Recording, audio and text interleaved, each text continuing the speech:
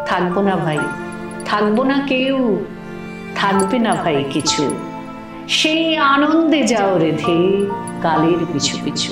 ছোটবেলা থেকে আমার আবৃত্তি একটা পরিচয়। স্কুলের যে ফুচকাওয়ালা সেও আমাকে কবিতা দিদিমণি বলতো। কলেজ ইলেকশনেও আমার এগেনস্টে কেউ দাঁড়াচ্ছে না, সবাই আমায় পছন্দ করে। আমাকে কোনোদিন বলতে হয়নি পড়তে বসো, ঝুঁকির মধ্যে চাকরি ছেড়ে দিলাম। আগে নিজেকে যোগ্য করো। এটা তো 100 হতে পারে না, তাহলে এটা 100 কত? আমি কিন্তু ক্লাসরুম প্রোডাক্ট নই।